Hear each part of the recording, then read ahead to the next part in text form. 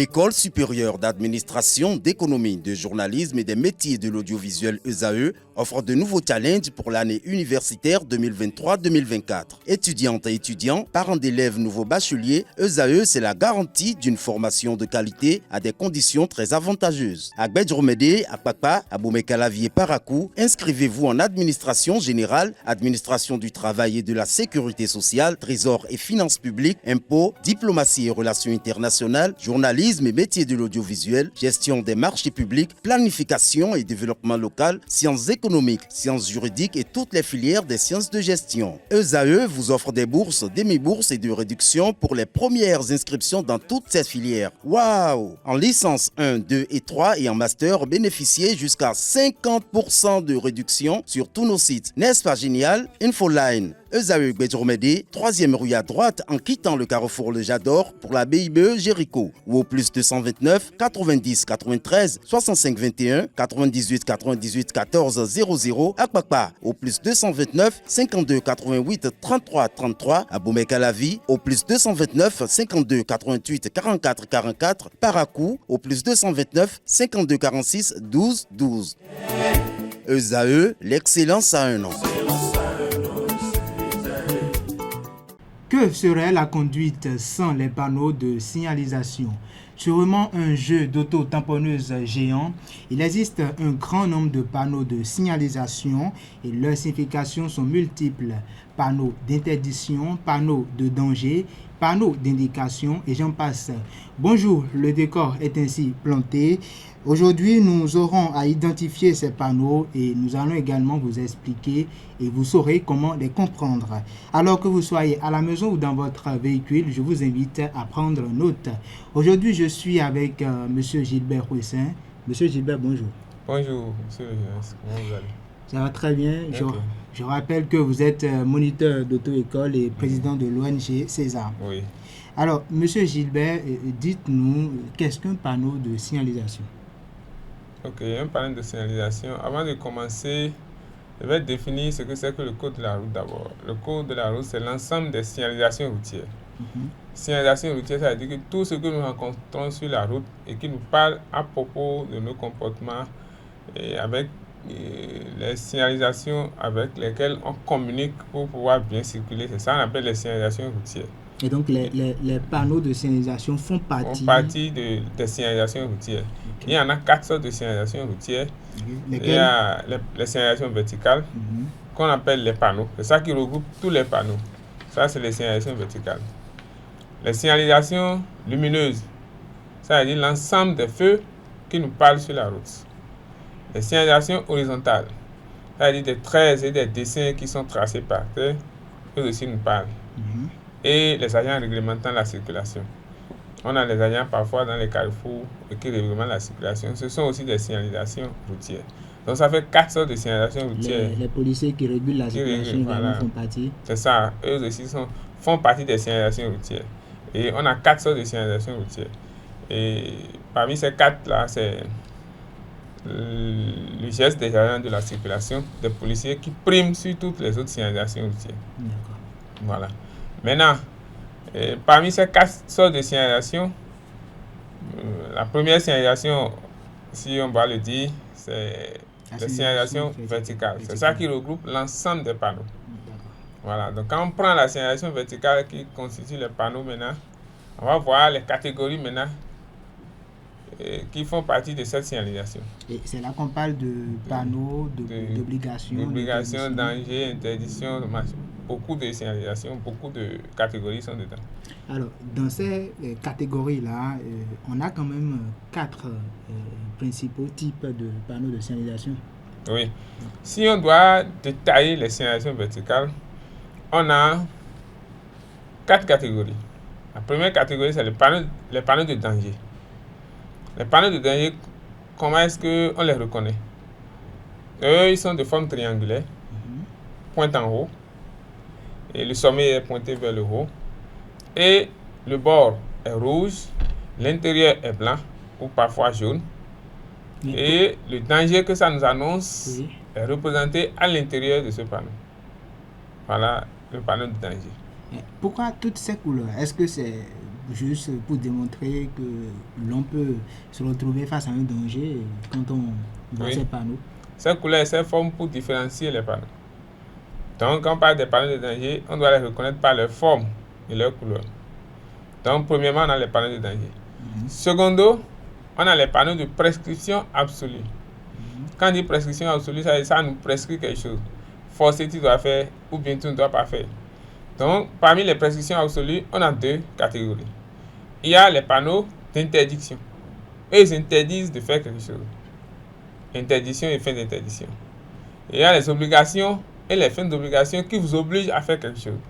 Alors, vous aviez cité les trois types de panneaux. Comment on peut les reconnaître, les identifier? Bon, d'abord, les panneaux de prescription absolue, on a dit, il y a les interdictions. Les interdictions sont les panneaux ronds rouges.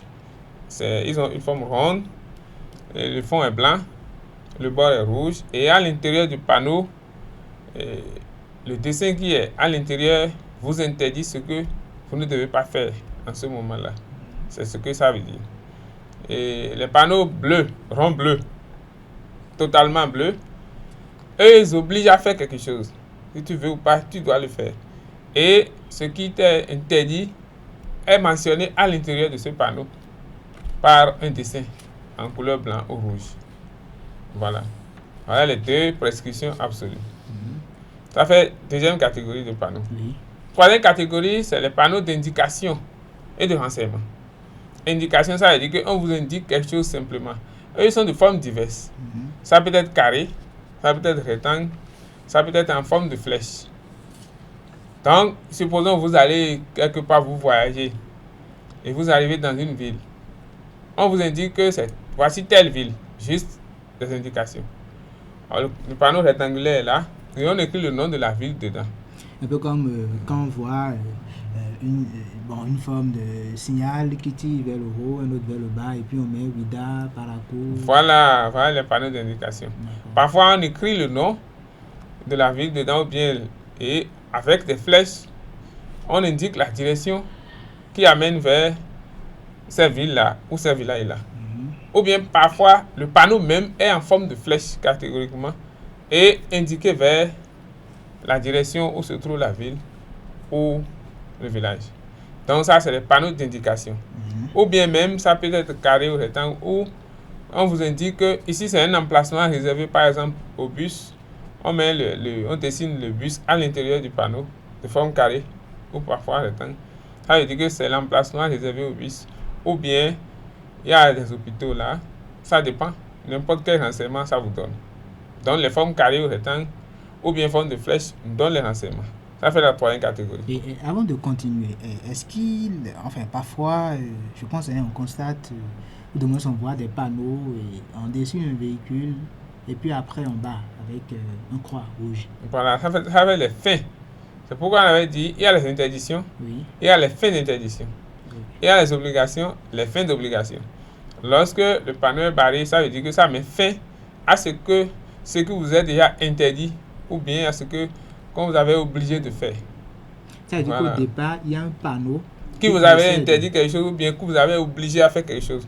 Maintenant qu'on veut lever l'obligation ou bien l'interdiction, on barre. On dessine le même panneau et on barre. D'accord. Voilà. Vas-y. Ça fait la troisième catégorie.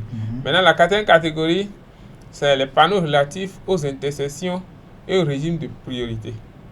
Ça veut dire qu'au carrefour, il y a des panneaux qui nous donnent des règles de priorité à appliquer, qui nous indiquent des règles de priorité à appliquer. Par exemple, un panneau stop. Ça a une forme de polygone, c'est 8 côtés. Ou bien il y a des panneaux de forme de losange ou des panneaux de forme de triangle. Eux, ils sont aux intersections et nous donnent des priorités à respecter. Voilà, ça fait la quatrième catégorie. Et chaque catégorie a encore son détail. Alors, quand on prend la première catégorie, quels sont les détails qu'on peut retrouver au niveau de la première catégorie qui représente les panneaux de danger? Oui, bien sûr. On a dit les panneaux de danger sont de forme triangulaire, pointus vers le haut, le point est envoyé vers le haut, et à l'intérieur est dessiné le danger que ça vous signale. Et ils sont là seulement pour vous signaler un lieu dangereux qui peut créer un accident. C'est comme un tournant vous a vous êtes proche d'un tournant, on vous indique qu'il y a un tournant qui est proche. Ça veut dire que vous devez réduire votre vitesse. C'est ce que le panneau vous indique simplement. Mais à une distance donnée. Si c'est en agglomération, le panneau est placé déjà à 50 mètres de là où le danger se trouve pour vous dire de prendre votre précaution avant d'aborder le lieu. Et si c'est hors agglomération, quand on est en train de voyager, c'est placé à 150 mètres parce que là-bas la vitesse est un peu plus élevée. Donc on avertit le conducteur un peu plus tôt pour qu'il puisse prendre ses précautions avant d'aborder le danger. Et plus d'exemples, là où on érige les dos d'âne, c'est un lieu dangereux. Si vous ne savez pas qu'il y a un dos d'âne là, ça peut créer un grave accident. Donc il doit y avoir un panneau qui indique un panneau de danger de forme triangulaire. Le fond est blanc et le bord est rouge. Et à l'intérieur du panneau est dessiné le dos d'âne. Et pour indiquer au conducteur qu'il est proche d'un dos d'âne, pour qu'il se prépare. Mais lorsqu'il n'est pas averti, il est surpris et il peut chuter, surtout à moto. Il peut chuter, même en voiture, il peut faire des tonneaux ou bien il peut faire un dérapage. Alors, et ça peut créer un grave accident. D'accord. Très rapidement, c'est vrai qu'on ne parle pas des dos d'âne, mais pourquoi est-ce qu'on érige des dos d'âne alors que dans d'autres contrées, on ne retrouve pas cela? Non, les dos d'âne sont appelés généralement les ralentisseurs. Là où on est censé casser la vitesse pour les conducteurs, les usagers de la route, c'est là où on érige les dos d'âne. Là où on sait que l'affluence est grande et que les gens vont traverser chaque fois la chaussée, on est obligé d'ériger les dos d'âne parce que les usagers de la route ne respectent pas les panneaux souvent et on les oblige à respecter les panneaux et les dos d'âne les obligent à ralentir. Mais on ne retrouve pas ça partout. Non, pas forcément partout, mais c'est là où l'affluence est grande qu'on les retrouve. Devant les écoles, les églises, les marchés. Ce sont à ces endroits-là que les gens traversent régulièrement. On ne peut pas mettre le dos d'âne sur beaucoup de rues ou bien beaucoup de routes. Ce n'est pas bon. Alors, on parle toujours de la première catégorie. Des panneaux de danger. Voilà. Et j'avais dit que les panneaux de danger ont un fond blanc. Oui. Et le bord est rouge. Vous pouvez retrouver d'autres panneaux de danger qui ont un fond jaune. Ça veut dire que ces dangers-là sont temporaires. Par exemple, lorsqu'il y a des travaux sur la route, on place un panneau de danger à bord rouge, le fond est jaune, et quelqu'un est dessiné à l'intérieur du panneau avec des pelles là en train de travailler. Donc, on peut retrouver encore d'autres panneaux de cette forme-là avec d'autres dessins à l'intérieur. Ça veut dire, ici, il y a des travaux, faites attention. Et il y a des ouvriers qui seront préoccupés par les travaux et qui pourront traverser sans regarder. Ou bien, il peut y avoir des trous sur la route, des sables. Ou bien, ces ouvriers peuvent oublier parfois des matériels qui peuvent créer des accidents. Parce que vous voyez, blesser les piétons. Donc, tout ça là, pour signaler au conducteur que c'est un lieu dangereux. Ça peut être temporaire, lorsque le fond est jaune. Donc, vous savez qu'après, le danger est dégagé. Mais lorsque c'est fond blanc, le danger est là permanemment, pour toujours. Quand vous voyez un fond blanc, triangle, ça veut dire que c'est un danger permanent. Voilà. C'est fini avec la catégorie des panneaux de danger. Voilà. Maintenant, la deuxième catégorie, c'est les panneaux de prescription absolue, où on retrouve deux catégories.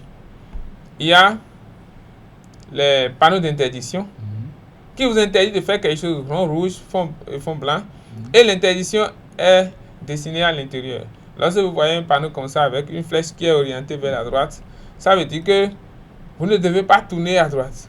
C'est interdit de tourner à droite.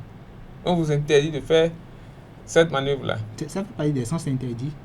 Oui, c'est comme la rue vers laquelle la flèche est indiquée, est un sens interdit. Ça veut dire, on vous dit, ne tournez pas là, c'est un sens interdit. D'accord. Voilà, c'est ce que ça veut dire. Maintenant, lorsque on veut mettre fin à cette interdiction, on dessine le même panneau, mais en blanc, c'est le plus rouge, et barré. On barre avec un noir. Pour dire l'interdiction qui était dite d'avant de ne pas tourner, et cette interdiction est levée, vous pouvez tourner maintenant à votre droite ou à votre gauche. Voilà, c'est ça. Maintenant, parmi ces prescriptions-là, on avait parlé des panneaux d'obligation. Et ils ont une forme toujours ronde, et à l'intérieur, l'obligation est dessinée avec une couleur blanche ou rouge, pour dire de ne pas faire ce qui est dessiné à l'intérieur. Et par exemple, toujours, lorsque vous voyez que une flèche est à l'intérieur et dirigée vers la droite, ça veut dire que si vous voulez ou pas, vous devez tourner à droite. Forcé. Il n'y a pas de... Là, il faut que nos amis internautes comprennent Voilà. un peu plus. Pourquoi cela? Oui, parce que les deux rues, par exemple, qui vont tout droit ou à gauche, sont en sens interdit. Pour ne pas vous dire que n'allez pas là, c'est sens interdit, on vous oblige forcément à aller à droite. C'est sûr que quand vous prenez l'avant de la droite, ou bien la rue de la droite, vous serez là où ça peut vous conduire. C'est ça. Donc, lorsque vous avez un panneau d'obligation, vous êtes obligé de faire ce que le panneau dit. Mais est-ce que ces panneaux peuvent être temporaires? Est-ce que l'interdiction qui est là, pourquoi on refuse de ne pas tenir à droite ou à gauche par exemple, c'est peut-être parce qu'il y a des travaux en cours sur l'autre route. Donc du coup, ces panneaux, est-ce qu'elles peuvent, ces panneaux peuvent être... à tout moment, oui, on peut les déplacer à tout moment. Elles peuvent être temporaires. Un panneau d'obligation ou d'interdiction peut être temporaire. Okay. Mais les dangers qu'on avait signalés tout à l'heure, Oui. eux, c'est sur nos routes souvent. Lorsqu'il y a un tournant quelque part, je ne pense pas que ce tournant-là puisse être ôté de façon rapide comme ça.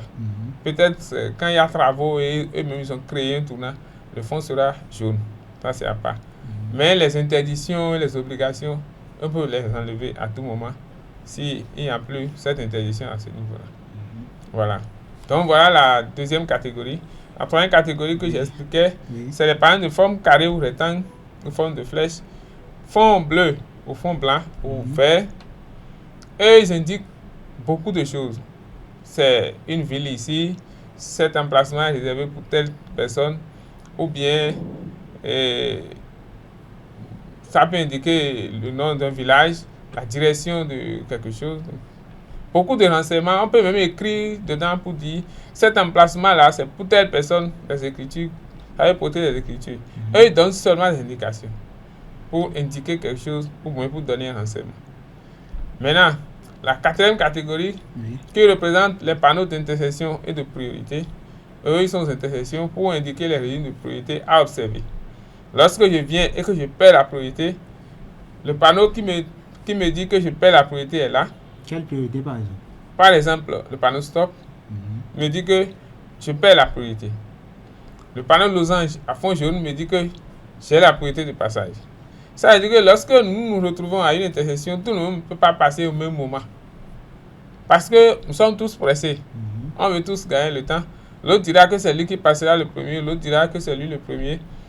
Et finalement, ils vont se cogner.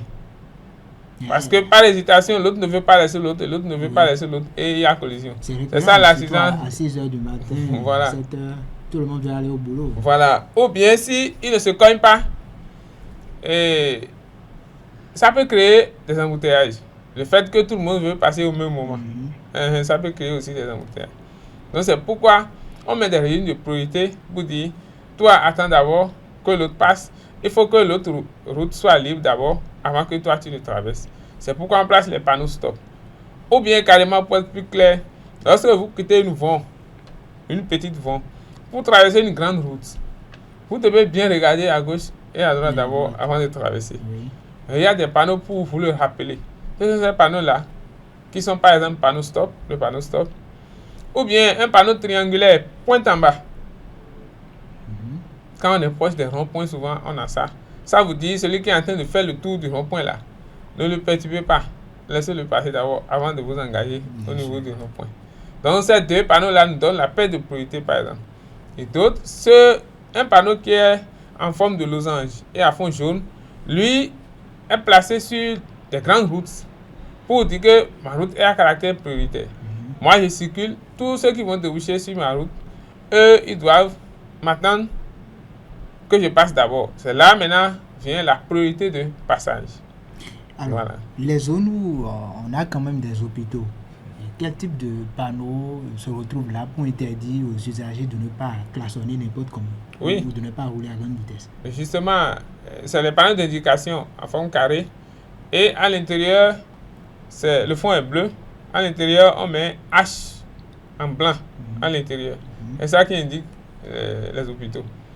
Et lorsque vous voyez ces panneaux, ça veut dire que vous ne pouvez plus klaxonner, vous ne devez plus faire beaucoup de bruit et vous ne devez plus faire l'excès de vitesse à ces zones et respecter les malades qui sont dans les hôpitaux.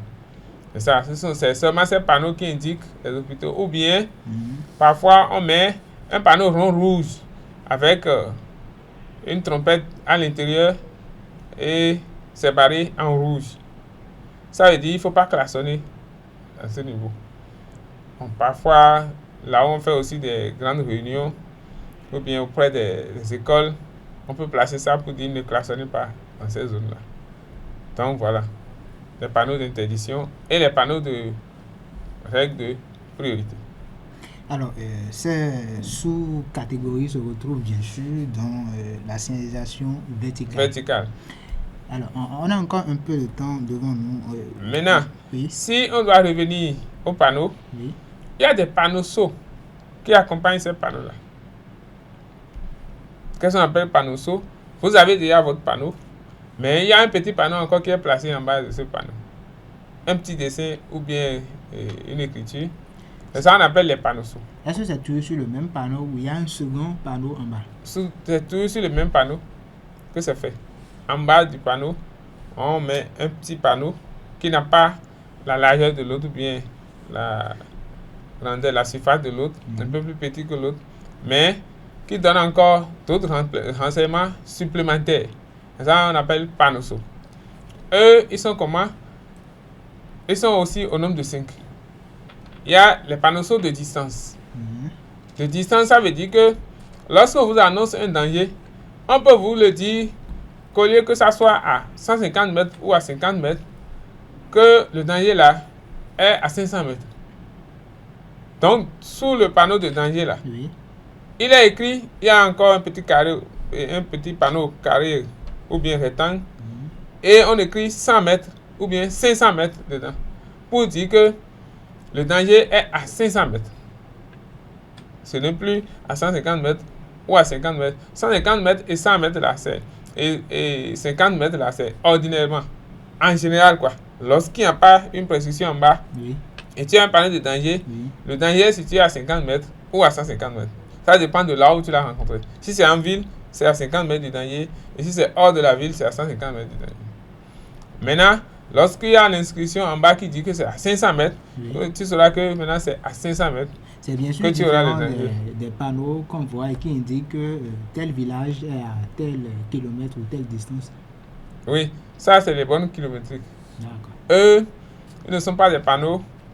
Et ces gens en béton ont fait à droite. Et ça indique la catégorie de la route sur laquelle vous roulez et la distance qui vous sépare d'une ville prochaine. Et on écrit la distance à l'intérieur et le nom de la ville sur là. On parle toujours des panneaux sauts. Des panneaux sauts. Les panneaux sauts de distance, c'est ça on est en train de dire. Et les panneaux sauts détendus maintenant.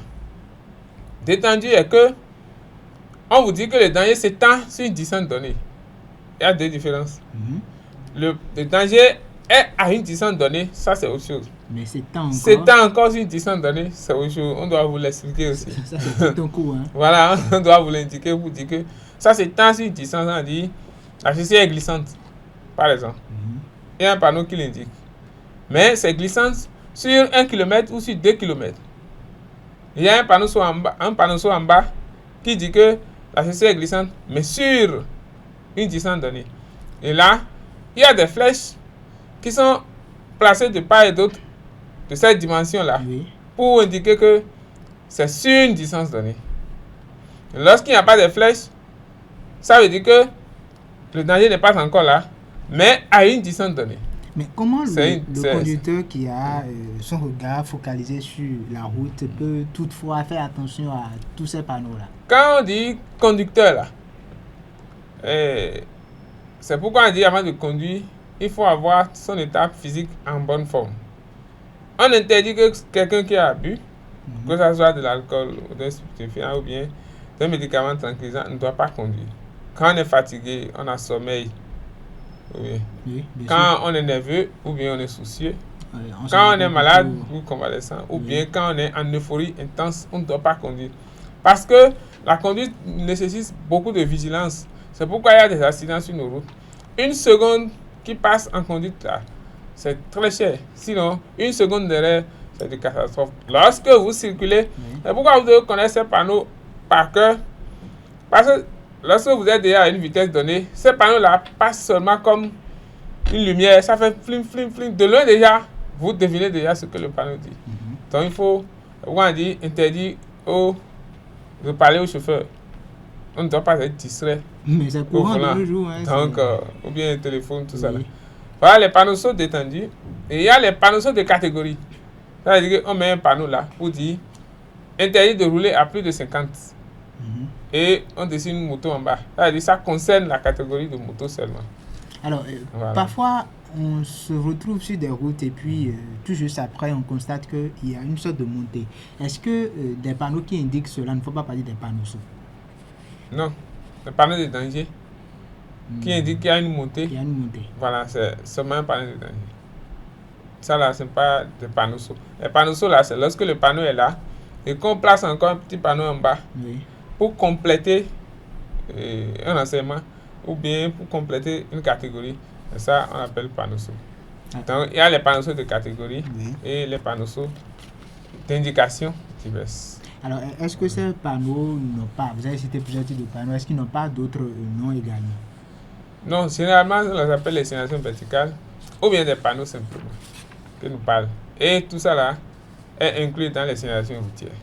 Alors, M. Gilbert, le temps qui nous est accordé est imparti. Et voilà, amis internautes, nous sommes à la fin de ce numéro d'émission.